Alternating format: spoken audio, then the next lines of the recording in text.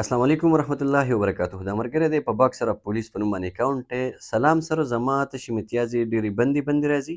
ډېر تکلیف یې راته څو پیرۍ مې ټیسټ وکړو، ټیسټ کلیر دی، انفیکشن پکې نشته. چې جسم ګرم وي نو اوپن راځي، چې جسم یخ شي نو بیا ګوټ راځي. یا څه دا تکلیف یا دا کنډیشن موږ ته عموماً په هغه صورت کې راتلی شي چې کله موږ ته په پراسټیټ ګلینډ کې ابنارمیلیټیز راشي. څه ابنارمیلیټیز راځي؟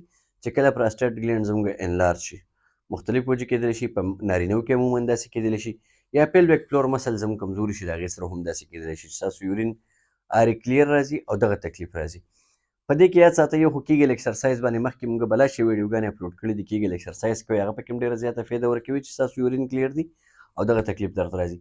او دویم د دې سره د هومیوپیتھک چند میډیسن درته ښیم چې ډېره زیاته فایده ورکوي.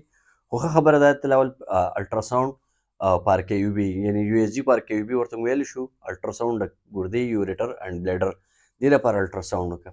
هغې کې به هم شاید ستا د مسلې وجه معلومه شي، پته به ولګي. اکثر سیسټایټس وشي، د سیسټایټس د وجې نه هم داسې کېدلی شي. بعد د هغې نه علاج طرف ته به راځو. علاج یې هومیوپیتھک علاج بهترین علاج دی. یو دوه میډیسن درته ښیم، ډېره زیاته فایده به درکړي په دې کنډیشن کې. یو رسټاکس تاسو استعمالولی شئ په 30 کې 15 قطرې سهار غرمه ماښام. دویم میډیسن کاسټیک هم په 30 کې 15 قطرې سهار غرمه ماښام تاسو استعمالولی شئ.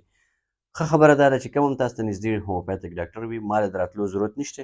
هغې سره رجوع وکړئ، هغې به ستاسو علاج وکړي، انشاءالله ډېره زیاته فایده به درکړي. دعاګانو کې یاد ساتئ. د لوی الله په امان.